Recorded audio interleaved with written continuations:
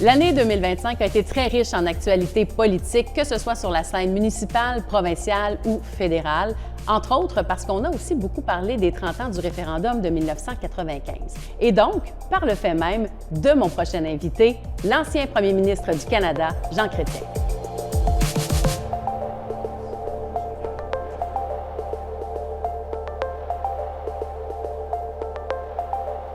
L'honorable Jean Chrétien, qui nous accueille dans son coin de pays, il a eu 91 ans cette année, va bientôt avoir 92 ans.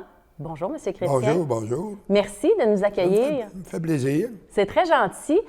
Comment allez-vous? Très bien. Oui, la forme? J'aurai 92 ans quand vous dites dans moins de 3 mois. Et ça va bien. Je travaille encore 3 jours par semaine. Je vais à mon bureau quand je suis à Ottawa. Et puis, c'est ça. Ensuite, je marche, je joue encore au golf et bien, je suis chanceux, pour un gars de mon âge, je me sens privilégié. En tout cas, les gens qui vous ont vu à la classique de canot cet été me disaient qu'ils avaient été impressionnés de votre énergie. Vous vous sentez encore très énergique? Très énergique. Bon, oui. je vais moins vite et je suis plus prudent. L'équilibre est un peu moins solide qu'il l'était autrefois, mais à part de ça, ça va très, très bien. Je dors bien, je mange bien, je suis chanceux. Quand je préparais l'entrevue d'aujourd'hui, M. Chrétien, évidemment, je me replongeais dans vos années de politique, forcément. À voir le parcours que vous avez eu, l'influence que vous avez eue aussi sur la politique canadienne, tous ces dossiers, toutes ces fonctions que vous avez occupées, je me disais, comment choisir une chose, la plus belle fierté de votre parcours politique à travers tout ça? Faites-vous l'exercice des fois? Non, ça ne sert à rien. Il est arrivé bien des choses. Et des choses que pour certains, ça doit être plus important que d'autres. Alors, j'ai mes propres conclusions. Il y en a qui m'ont donné plus de plaisir à faire certaines choses que personne ne connaît. Alors, je ne me passe pas de temps là-dessus. C'est fait, c'est fait.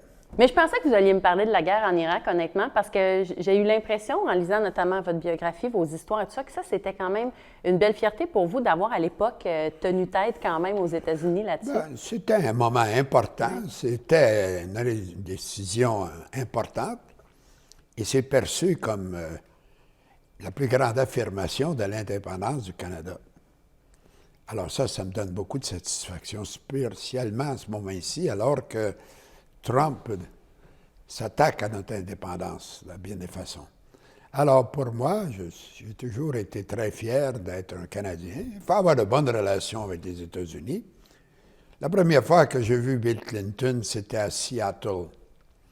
Et pour la première réunion de l'APEC. Et je lui ai dit, il était mon voisin, je ne veux pas être trop proche de vous. Et la phrase, je lui ai dit, parce que si je suis trop proche de vous, je vais passer, c'est les mots que j'ai employés, pour le 51e État américain. Mais si je garde mon indépendance, je pourrais faire pour vous parfois des choses que la CIA ne peut pas faire.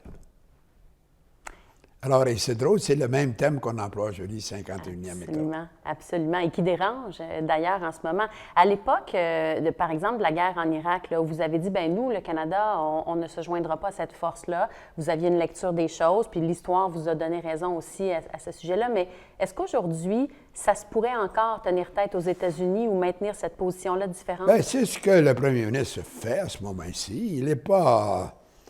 Il n'encense pas trop le président, comme les Anglais qui ont fait, d'après moi, l'air niaiseux quand ils ont fait un dîner spécifique pour lui, être le deuxième dîner avec le roi dans la même année. C'est pas bien important. Et le lendemain, il les engueulait pareil. Alors, non, il faut garder notre dignité, notre indépendance, notre fierté. Et c'est ce que je pense que le gouvernement fait et que les Canadiens veulent qu'il fasse. C'est pas mal. J'ai fait la blague suivante que je devrais proposer Trump pour l'Ordre du Canada parce qu'il a tellement aidé à bâtir l'unité canadienne ces jours-ci. Malheureusement, je ne pourrais pas réussir parce qu'on ne donne pas l'Ordre du Canada à quelqu'un qui a un dossier criminel. Pas nécessairement malheureusement, mais voilà, c'est la réalité maintenant. Exactement. J'invente rien, là. Je parle de réalité, tout simplement. Oui. Dans le parcours politique que vous avez eu, M. Chrétien, vous avez été à plusieurs ministères. Hein? Vous avez occupé des postes, notamment aux Affaires indiennes, développement du Nord canadien aussi. J'étais là plus que 6 ans. 6 ans et plusieurs mois. Et après 4 ans, M. Trudeau, le père, Pierre, m'avait dit, il fallait voyager parce que là, c'est dans tout le Canada, le Yukon, les territoires du Nord-Ouest, il y en a au Cap-Breton, il y en a partout. Des Indiens, des parcs, j'avais beaucoup de responsabilités. Il dit, t'as assez voyagé, j'avais une famille. Il me propose une promotion. J'étais content. J'ai dit, t'auras moins à voyager. Puis le lendemain, il m'appelle, puis il me dit, Jean, resterais-tu aux affaires indiennes?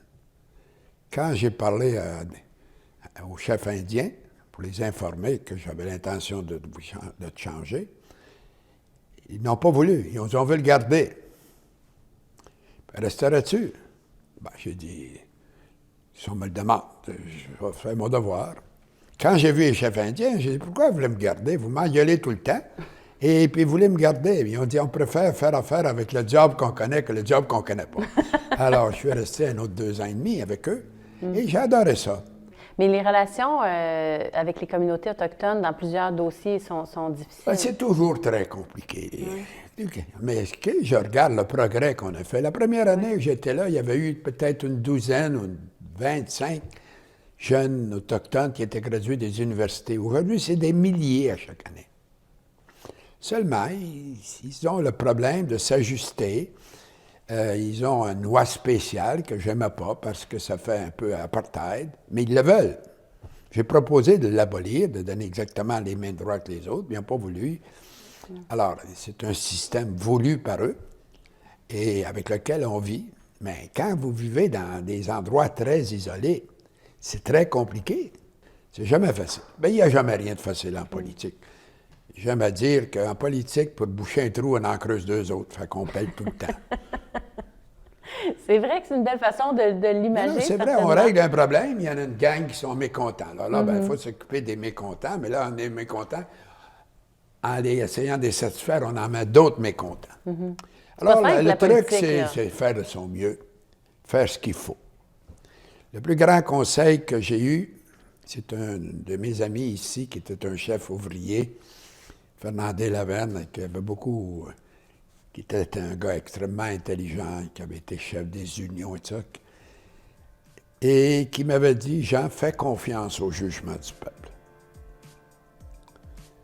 Quand tu es convaincu que tu fais la bonne chose, fais-le. Ici, tu es, comme je te connais, tu es un gars honnête, les gens vont te croire, puis ils vont accepter tes décisions. Ils vont peut-être maugréer, mais éventuellement, ils vont voir que c'était fait de bonne foi, dans l'intérêt de tout le monde.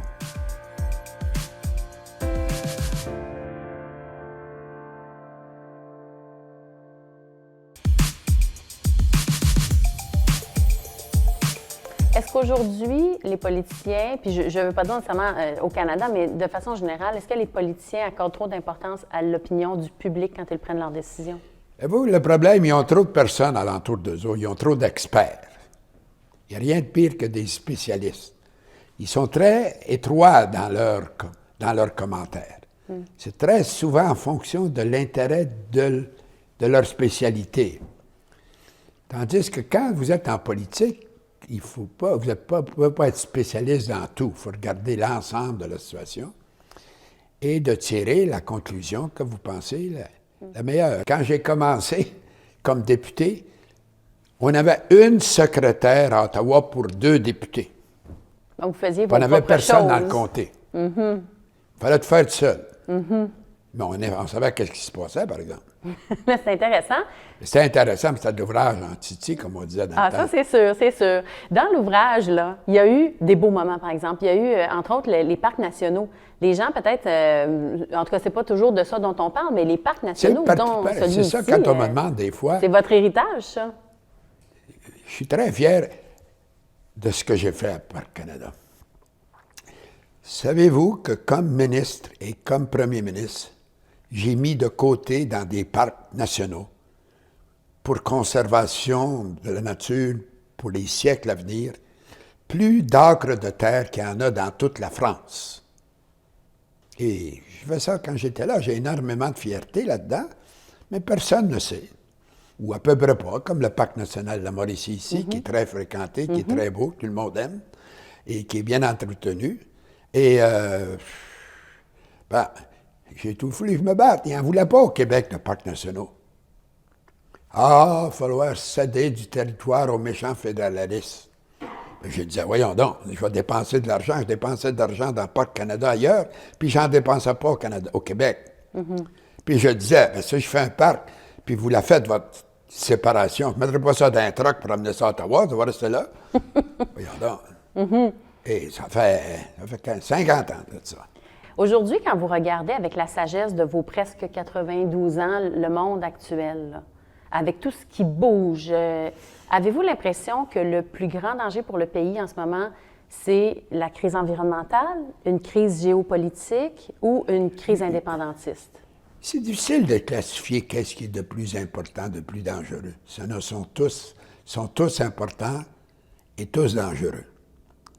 Et il faut concilier les différences dans tout ça. Alors, c'est là que le jugement du leader intervient. Et bien, s'ils se trompent, ils vont se sacrer dehors. Puis c'est la démocratie, c'est ça qui est... On n'est pas élu pour l'éternité. Moi, je suis un des rares qui a fait ça pendant 40 ans, qui a été élu 12 fois député, qui a gagné 3 gouvernements majoritaires. Je n'ai jamais perdu une élection. En ce moment, moi, je regarde ça, puis moi, je suis plus jeune que vous, forcément. Je n'ai pas votre expérience, je n'ai pas votre regard sur le bagage qui permet peut-être de le voir de la même façon, mais moi, des fois, je fais des nouvelles beaucoup, là, puis je me dis, on a quand même plusieurs ronds qui sont pas mal chauds en ce moment. Puis je me dis, comment on fait pour prioriser? Il y en a toujours.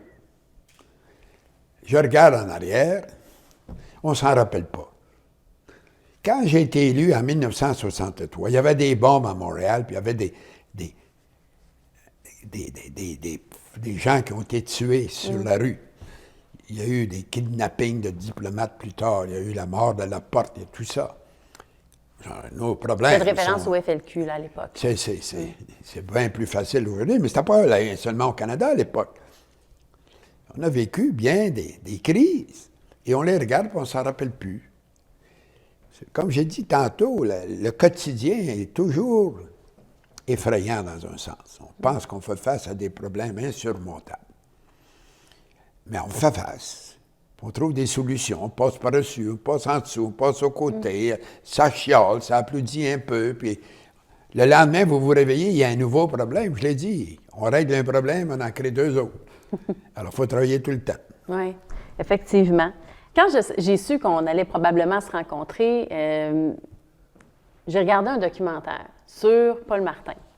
Puis à un moment donné, ces années-là où vous étiez premier ministre ont été marquées beaucoup par cette relation parfois très tendue avec, à l'époque, votre ministre des Finances qui était Paul Martin. Mais Lisa Frula, dans un documentaire, dit que le plus beau cadeau que le Canada ait eu, c'est le duo Chrétien-Martin. Êtes-vous d'accord avec ça? Bien, il était mon ministre des Finances. Alors, et puis, le ministre des Finances, ça rapporte au premier ministre. Et c'était une bonne époque. Il a fait bien son travail quand il était avec moi. De ce côté-là, ça marchait bien, mais je savais qu'il voulait prendre ma place. Je me disais, ça ne presse pas, attends. Et puis, je devais faire seulement 2 termes. Aline a il a décidé été autre impoli.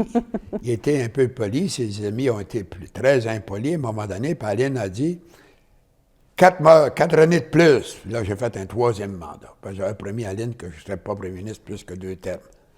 Et j'en avais assez de ça. C'est pas facile de vivre comme ça pour la famille, pour l'épouse et tout ça. Et là, j'ai été élu, puis il a pris ma place. Et puis, il y a eu de la misère, apparemment. Alors, écoutez, c'est le premier ministre qui décide, en fin de compte. Sauf que depuis une quinzaine d'années, tout vient du bureau du premier ministre. Moi, j'avais été ministre. Et avant de devenir, pendant 20 ans, avant de devenir premier ministre. Et un jour, Trudeau, le père, m'avait appelé et il dit, Jean, ça fait 1 an que tu ne m'as pas parlé. Es-tu en colère? J'ai dit non. Je ne t'ai pas appelé parce que je ne voulais pas te déranger. Puis toi, tu ne m'appelles pas. Je suis bien content. Là, apparemment, ça doit être assez correct. Il dit, s'ils étaient tous comme toi, ça serait donc facile d'être premier ministre. Donc, plus d'autonomie. Pourquoi? Parce que je faisais mon job. Mais aujourd'hui, j'ai l'impression que personne... Il y a trop de monde dans les bureaux. Il y a trop de personnes qui ont les doigts dans la tarte. Et les gens ne sont plus capables de décider. Il faut qu'ils consultent tout le monde, puis à la fin de compte, il n'y a plus de décisions qui se prennent. Et vous savez, si vous voulez noyer un poisson, bien, vous dites qu'il faut faire des consultations. Puis ceux qui se font consulter sont toujours en colère si vous ne faites pas ce qu'ils veulent. Bien, on vous consulte, ça ne veut pas dire qu'on va faire ce que vous voulez. Ça, quand on vous consulte, on vous demande votre avis. On veut savoir ce que vous pensez. Mais aujourd'hui, c'est ça. C'est toujours, écoutez, il faut prendre des décisions. Et très souvent, les chialeux professionnels, c'est tous des gens qui ne pourraient pas se faire élire ramasseurs de chiens dans le village. Et là, ben, comme ils ne peuvent pas se faire élire, ils parlent de l'acceptabilité sociale. Mais l'acceptabilité sociale, là, ça part par ceux qui ont eu le mandat de décider pour nous autres. Pas ceux qui ont perdu et qui veulent décider à la place de ceux qui ont gagné. C'est ça qui est le problème aujourd'hui. Et alors, il faut être capable de décider. Et c'est ça que je trouve qu'aujourd'hui, il y a trop de coordination, puis il y a trop de ci, de ça, que les décisions ne sortent plus. On dit souvent que les pires décisions sont celles qu'on n'a pas prises. Je me demandais si ça vous était déjà arrivé, ça, une fois dans votre vie, de ne pas avoir pris une décision. Oui. Oui? Ben oui, il y a des choses que j'aurais aimé faire, que je n'ai pas pu faire. Comme quoi? Ah ben non, je ne sais pas, là, il y en a à plein. À tous les jours, on veut faire des choses qu'on ne peut pas faire. On ne passe pas son temps à dire qu'est-ce que j'aurais pu faire. On ne l'a pas fait, on ne l'a pas fait. Oui. Mais il y a des choses importantes, d'autres qui ne sont pas importantes. Je ne passe pas mon temps à faire la liste de ces choses-là. Mais si ça arrive qu'on veut faire des choses, puis qu'on ne le fait pas, qu'on n'est pas capable de le faire, que les circonstances ne s'y prêtent pas, ou que vous changez d'idée. Il faut être capable de changer d'idée des fois. Ça vous arrive, ça? Des fois. Bien, évidemment, je n'aurais pas survécu toute cette longueur de vie. On n'a pas toujours raison tous les matins quand on se lève, vous savez. Avez-vous des regrets? Non. Aucun? Bien, il y a toujours un certain regret dans la vie. Mais il ne faut pas s'attarder à ça. Alors, oui, j'ai fait des pauses et j'ai nommé des gens que j'aurais pas dû nommer, puis j'ai pas nommé des gens que j'aurais dû nommer. Il y a certains regrets de cette nature-là qui arrivent tout le temps. C'est tout difficile. On est pris entre des tensions, puis on réalise après le coup que ça aurait peut-être été mieux avec un autre. Mais il est trop tard, c'est fait. Oui. Alors, si vous passez votre temps à vous casser la tête, on n'a pas le temps de se casser la tête. Il y a trop de problèmes en avant. Il ne faut pas passer son temps à regarder le passé, il faut regarder le futur. C'est ça qui est le plus important.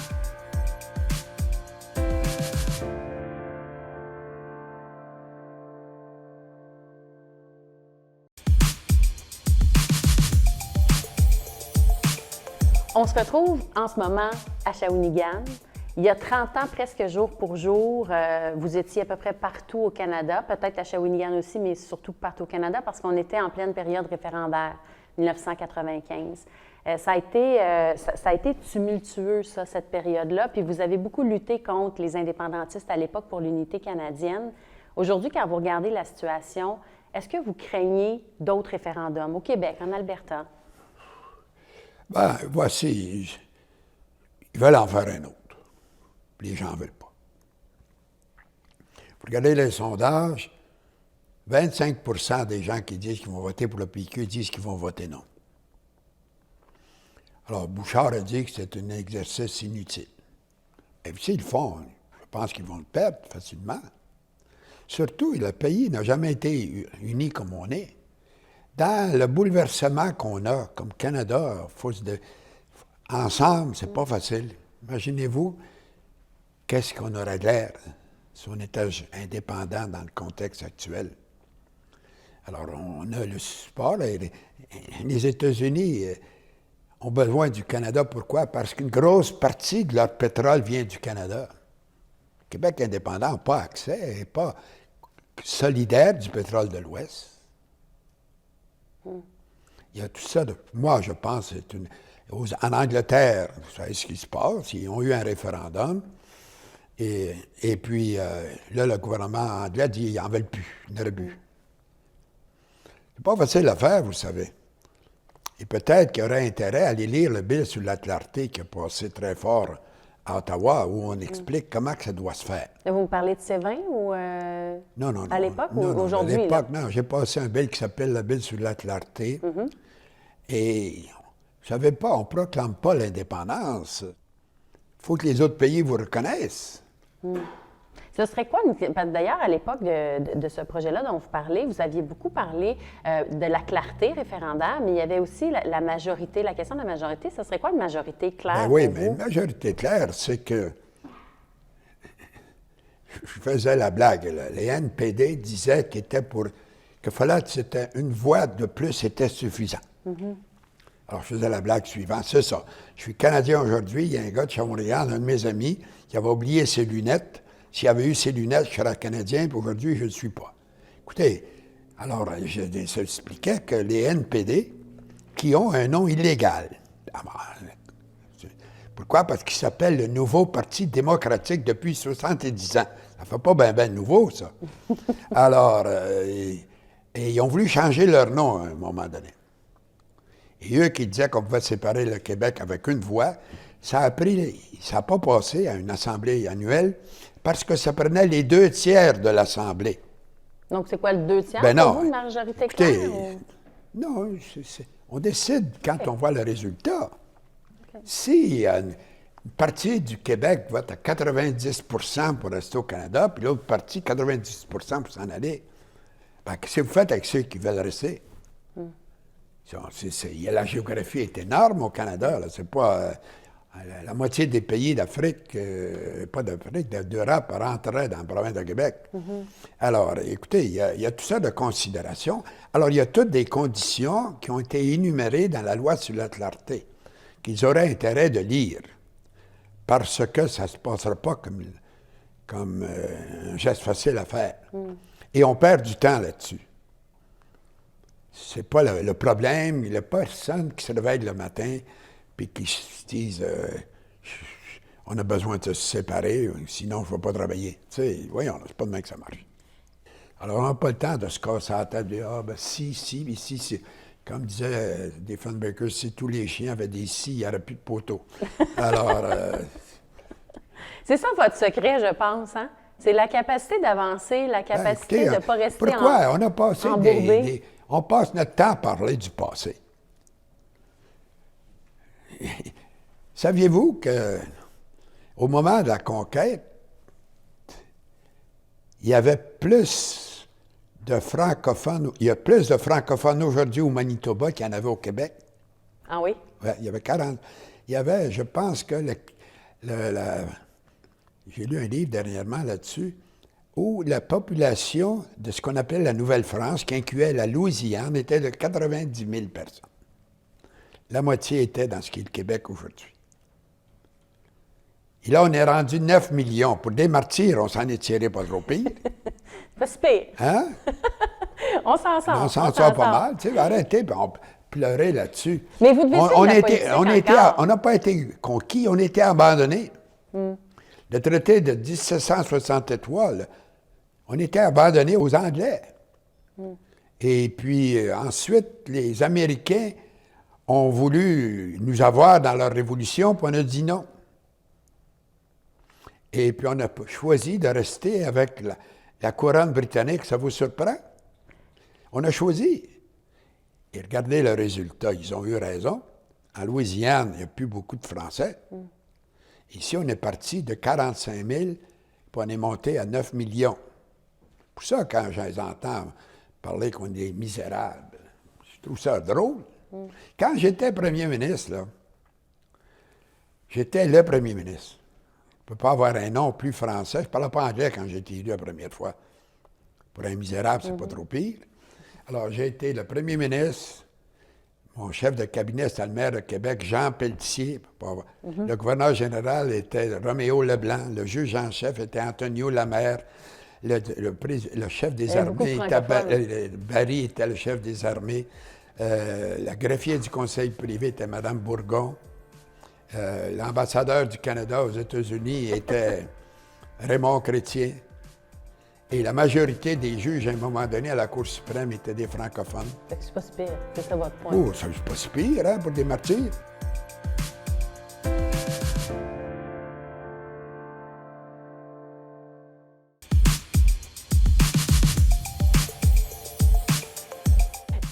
Je pense que c'est dans ce livre-ci, d'ailleurs, vous dites qu'à travers toutes les années de politique, une des choses que vous avez retenues, c'est que vous avez développé un amour profond, en fait, vous dites, pour reprendre le bon terme, une foi profonde dans les mérites de la démocratie. C'est important pour vous, la démocratie? Trouvez-vous qu'elle est en danger? C'est sûr, parce que ça... Vous savez, j'expliquais à quelqu'un, il y en a des gens qui veulent avoir des systèmes de proportionnels, là, où il y a des gens qui deviennent députés qui n'ont pas besoin de se faire élire. Moi, je trouve ça que c'est très bon que le premier ministre soit obligé d'aller dans son comté puis de parler aux vrais gens. Parce que quand on est dans un bureau du premier ministre, on est entouré de gens très instruits, très intelligents, qui ont tendance à vous dire ce que vous voulez entendre. Alors, quand tu descends dans la rue, puis tu rencontres un gars, puis tu as la chance de lui parler, j'ai toujours eu à des gens avec qui je parlais au téléphone que personne ne connaissait. Et qui avaient le mandat de me dire, et dis-moi la vérité, dis-moi pas que ça va bien mon affaire, puis que... Non, dis-moi donc qu'est-ce que tu entends dire et qu'est-ce que tu penses. Et c'est ça qui est important. De refléter, et c'est ça qu'est la démocratie. C'est le pouvoir vient du peuple. Tandis que quand on appelle ça des mouvements, le pouvoir vient d'en haut. Est-ce qu'elle est en danger, la démocratie? Elle est en danger. Quand on voit la façon dont Trump se comporte aux États-Unis, qui ne respecte plus très souvent l'ordre de droit, et que je trouve que c'est inquiétant. Un peu partout, on voit des pays qui étaient démocratiques, qui le sont moins, et tout ça, ça a perdu sa vogue. Et pourquoi? Parce que, vous savez, on attaque les personnes qui sont en politique tout le temps. C'est la cible de tout le monde. Il y a une ministre qui a perdu son job, Sue Harper, parce qu'elle avait acheté un verre de jus d'orange qui avait coûté 15$ à Londres. Ça devait être un petit verre de jus d'orange à 15$ à Londres. Alors, écoutez, c'était devenu un scandale. Si, c'était que ça, on cherchait que ça. Essayer de prendre quelqu'un en défaut sur ci ou sur ça, puis ça fait les manchettes. Mais on ne se soucie pas d'aller voir les vrais problèmes et aussi de voir les... Vous savez, c'est toujours négatif vos nouvelles des journalistes. C'est vrai que c'est souvent négatif. C'est terrible. Je suis en politique depuis 1956. C'était pas bien vieille dans ce temps-là. Je pense que je n'étais même pas dans l'idée de mes parents. Alors là, j'étais président des jeunes libéraux à Ottawa, à Laval, à Québec. Alors, je suis la politique depuis ce temps-là. Je ne me suis jamais réveillé avec un gros headline le lendemain, un titre. Le Canada a eu une très bonne journée hier. Jamais. On a dû en avoir une. Au moins une. Au moins une. Alors, c'est ça qui est la vie. Ouais. On vit avec ça, et avec ça, on dévalorise la tâche. Vous savez, c'est le fun de se faire élire, mais c'est beaucoup de travail, c'est beaucoup de critiques. Et là, je vois dans bien des municipalités au Québec, maintenant, les gens ne veulent plus se faire élire maire. Pourquoi? Parce qu'ils font un conseil de ville, puis arrivent des protestataires. Les gens là, qui disent, qui veulent la supposée approbation populaire, c'est toujours les mêmes. Toujours les mêmes. Checkez-les, c'est toujours les mêmes, mais vous ne dites jamais que c'est toujours les mêmes. Ils se promènent partout dans le Québec avec leur cause, et puis ils parlent au nom de tout le monde, alors qu'ils n'ont pas pu se faire élire nulle part. Votre point, c'est faites-vous élire, puis ensuite... Faites-vous élire, puis ceux qui sont élus décident. Oui. Puis si vous n'êtes pas content, sacrez-les dehors. Et puis si le maire se fait battre, sa femme va être bien contente, il va être à la maison. Alors, ou l'inverse, le mari va être content. Oui, c'est ça. Vous n'avez pas été à la maison bien dernièrement. Vous êtes allé en Ukraine. J'aimerais ça que vous me parliez de ce voyage en Ukraine duquel vous revenez. Bien, il y a 20 ans, quand j'avais quitté la politique, j'avais été invité à aller inaugurer une conférence, un groupe qui organisait des conférences sur la politique internationale en Ukraine. Ils m'avaient demandé comment des invités. J'étais allé là, puis ils célébraient leur 20e anniversaire.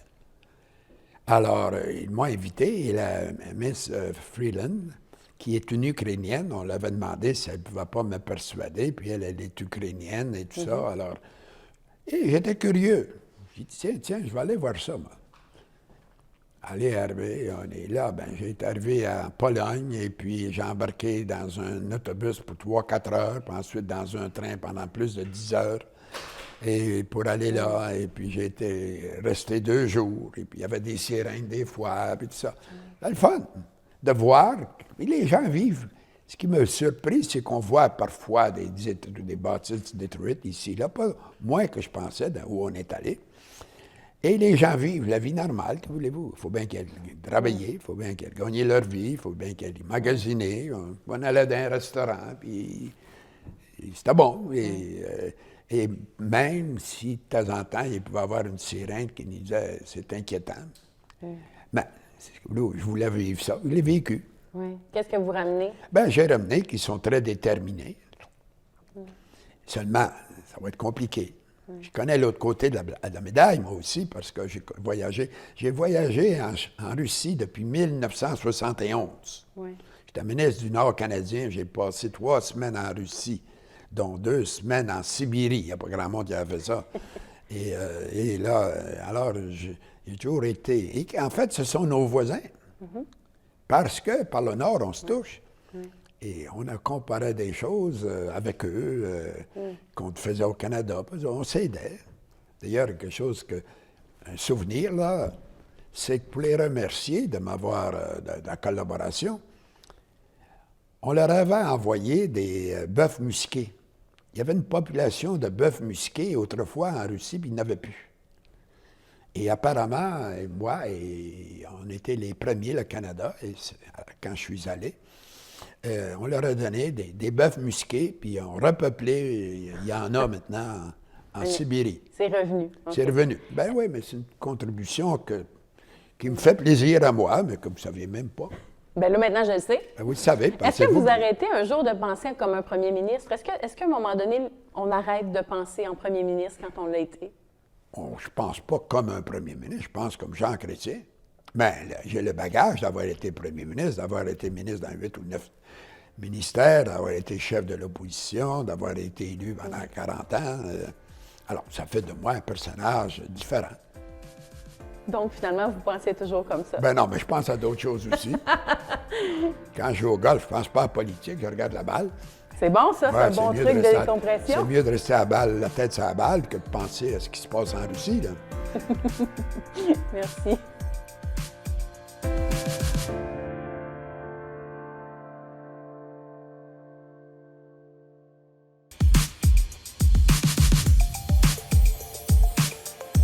Jean Chrétien, en ce moment, on se trouve à Shawinigan. On est vraiment dans votre patelin, à la maison. On vous connaît comme le petit gars de Shawinigan aussi, mais les gens ne savent peut-être pas qu'avant vous, votre père, votre grand-père étaient des politiciens, même, est-ce qu'on pourrait dire des libéraux, ou en tout cas, mais vous êtes tombé dedans quand vous étiez petit, là. Bien, on était une famille politique. Mon grand-père avait été maire de Saint-Étienne-des-Grès pendant une 20aine d'années. Et puis, il était l'organisateur politique dans le coin pour le Parti libéral. Alors, on était... Et dans un de mes livres, dans mon premier livre, je raconte, qui s'appelait « Dans la fosse aux lions », il avait décrit qu'on lui avait refusé la communion à Pâques. C'était un scandale à l'époque, parce qu'il avait distribué de l'alcool dans le temps des élections. Son beau-père, qui était l'organisateur bleu, avait fait la même chose. Lui, il avait eu l'absolution, mais mon grand-père ne l'avait pas eu. Alors, c'est une histoire familiale qui est drôle, qu'on se raconte de père en fils, de mère en fille depuis longtemps. Et alors, on était là, et puis mon père aimait beaucoup la politique, et puis il rêvait d'avoir un politicien dans sa famille. On était 9 enfants vivants, puis il trouvait que j'avais le surplus d'énergie nécessaire. Alors, moi, je voulais faire un architecte, puis il m'a dit « Non, tu t'en vas à la faculté de droit, je veux que tu fasses de la politique. Il voulait avoir un politicien. Bien un premier ministre? Bien, je pense à jamais de devenir premier ministre, voyons donc. Écoutez, j'ai été élu, je ne parlais presque pas l'anglais. Je ne parlais pas l'anglais. Mais mon premier discours pour les anglophones ici, là, ça n'avait pas été très long. Je vais le dire comme je l'ai prononcé, vous allez vous comprendre.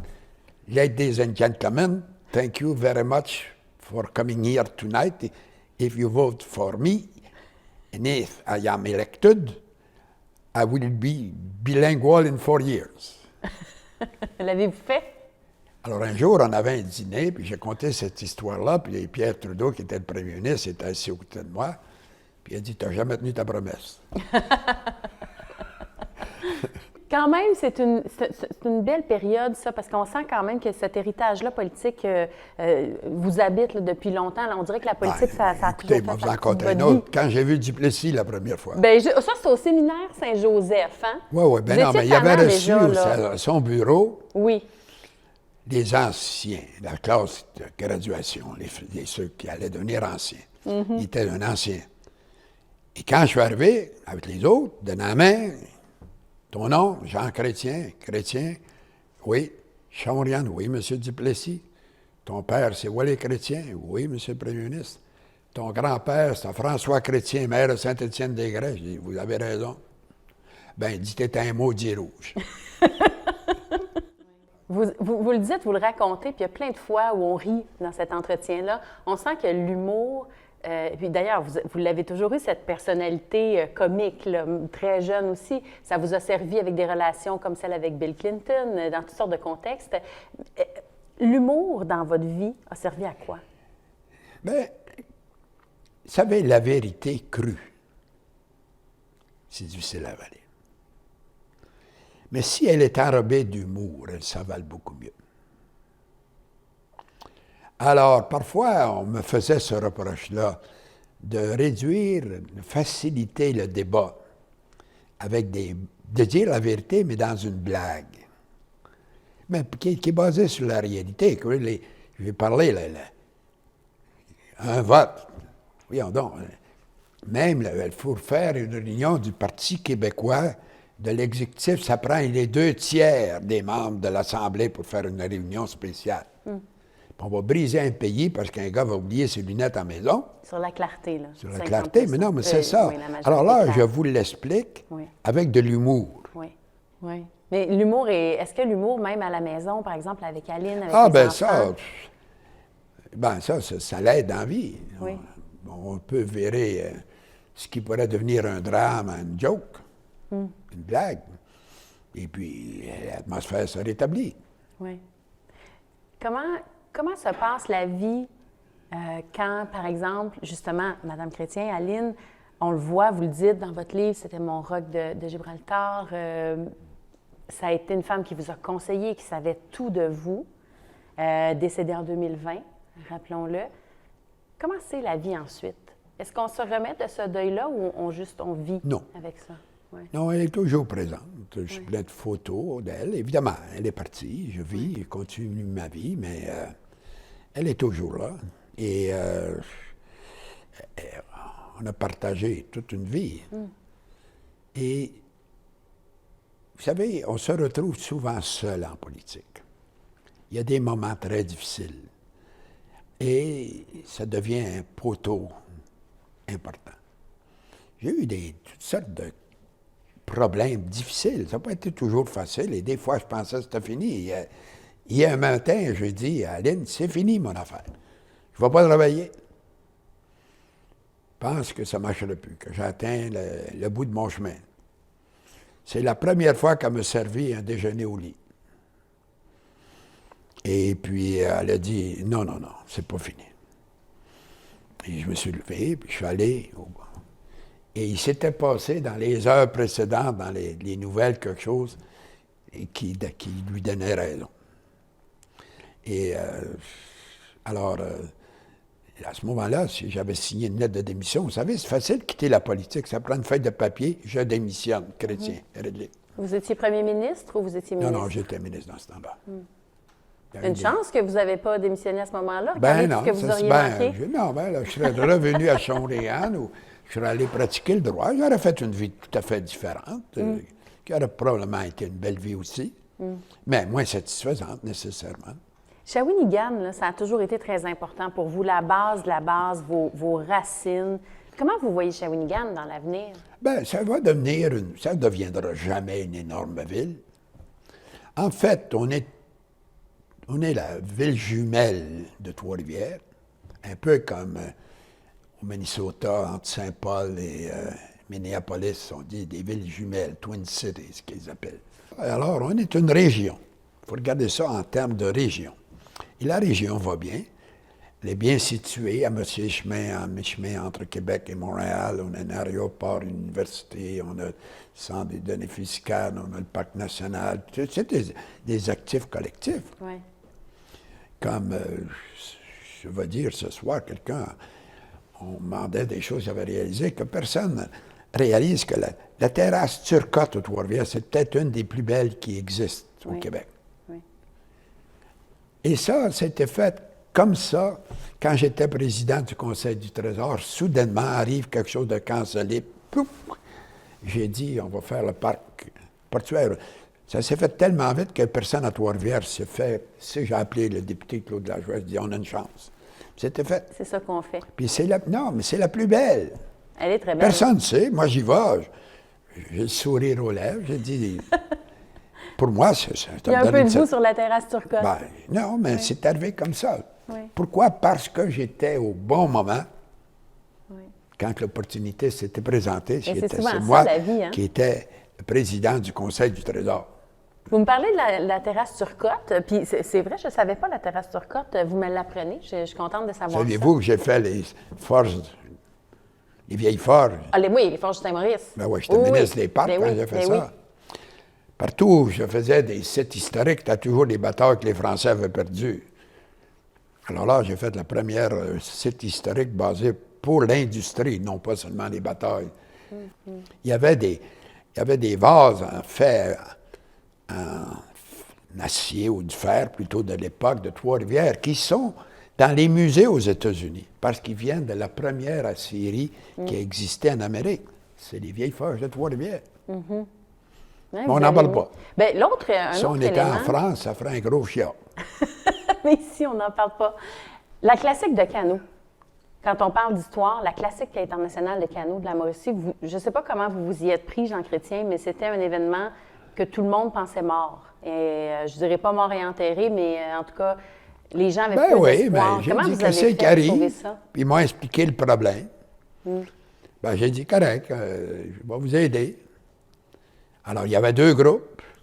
Il y en a un qui était pris avec la dette, puis l'autre, ben, il voulait faire la course de canot, puis qui va faire ça me donne la dette et tout ça. Fait que j'ai trouvé une solution, puis je les ai dit, ben, écoutez, ben, vous autres qui avez fait ça pendant des années, là, donnez donc votre place aux autres qui sont Ils ont prêts. dit oui comme ça? Ben, ça va vraiment. Ils m'en donnent le crédit. Je ne sais pas si j'ai raison de l'accepter. Pourquoi c'est important pour vous de vous impliquer? Ben, écoutez, vous auriez pu choisir l'histoire, mille c'est l'histoire. Oui. C'est l'histoire. Le canot, ici, là, de la Mauricie, on montait en canot jusqu'à Le Tuc. Pendant longtemps, la navigation se faisait sur le Saint-Maurice à partir de Grand-Mère, et puis ils montaient jusqu'à Le Tuc. Le canot, c'est notre région. Oui. Il y a un musée du canot à Peterborough, plus gros. C'est plein de canots qui ont été fabriqués ici dans notre région. Oui. Puis ici, je travaille là-dessus. On va essayer de faire quelque chose là-dessus. Oui, oui. Je travaille encore. Ben, un musée du canot ici? Ben, je ne sais pas. C'est entre nous. Là, mais j'aimerais qu'on fasse quelque chose pour le canot. OK. Comme quelque chose pour le canot. Ben, en tout cas, vous me rappellerez quand vous aurez une bonne idée sur le canot. On se reparlera. Vous voulez qu'on fasse des bons sujets, là? Ben, c'est ça, c'est sûr. Ben oui. Ce sera quoi, selon vous, le plus grand legs de votre passage en politique, de tout ce que vous avez fait, que ce soit localement ou pour le pays? Ce sera quoi pour vous le plus grand legs? Je ne sais pas. J'ai fait de mon mieux. Puis je pense que ça a bien été. On nous pose souvent la question, qu'est-ce que votre héritage? C'est une question futile. D'abord, il emploie souvent le mot vision. Il y avait une vision. Moi, on me reprochait de ne pas avoir de vision. Vous vous rappelez? C'est un homme Et dans tous mes discours, je disais que je pensais que le Canada était et devrait demeurer le meilleur pays au monde. Puis je n'avais pas de vision. Imaginez si j'avais eu une vision. C'était un mot vide. Alors moi, un jour, quelqu'un m'avait poussé au milieu du bout. Je n'ai jamais voulu répondre, mais j'avais répondu, puis j'avais tout simplement dit, j'aimerais qu'on écrive que j'étais compétent. Et compétent, ça dit tout. Mais je vais disparaître, et puis j'aurais fait mon job le mieux possible. Et c'est tout ce qui m'intéresse. Et puis... et les gens de la place, ici, ben, comment il y en voulez-vous a, qu'ils se souviennent de vous? Ils vont dire, il a été longtemps notre député. Vous pensez qu'ils vont juste dire ça? Ben, ils vont dire, il est devenu premier ministre. Ben, ils vont se rappeler de bien des choses, j'imagine. J'espère qu'ils vont dire qu'il avait fait le Parc national de la Mauricie, qu'il avait fait historiquement aussi les vieilles forges, qu'il avait fait la Cité de l'énergie, je pourrais continuer le centre des données fiscales, etc., etc. Mais ça va s'oublier. J'ai fait mon job. Et je pense qu'ils peuvent dire que j'étais assez compétent. Du moins, Êtes-vous c'est ce que heureux de tout ce parcours-là? Avez-vous eu un beau parcours? Excellent parcours. Je n'aurais jamais cru faire tout ce que j'ai fait. Et vous savez, pour moi, d'être devenu premier ministre du Canada, je pensais que c'était tout à fait impossible. J'ai été élu au Parlement, puis je ne parlais pas l'anglais. Quand je dis ça à des gens des pays, des autres pays, ils n'en reviennent pas. Mais comment c'est ça? Et ici, c'est possible pour tout le monde. Ici, c'est un des pays où il y a le moins de discrimination qu'il y a. C'est un pays où ce qui m'inquiète, là, c'est moins important la charte des droits individuels. Là, c'est toujours les droits collectifs qui président. Tu sais, on essaie de ne pas avoir la protection des droits des individus. Le pire dans une société, c'est le despotisme de la majorité. Une société fonctionne quand tous les aimants de la société sont confortables. Et que c'est toujours dans l'intérêt de la majorité. C'est très souvent au détriment de la minorité. Et la qualité d'une société, c'est que tant tous les citoyens dans le pays se sentent chez eux. Peu importe la langue, peu importe la couleur de la peau, peu importe la religion, qui se sentent chez eux. Monsieur Chrétien, ça a été un plaisir de vous rencontrer. Merci beaucoup. Bien, merci beaucoup, moi, de même. C'était bien agréable de me retrouver dans le passé. Mais c'est l'avenir qui est le plus important. Merci à vous. Merci.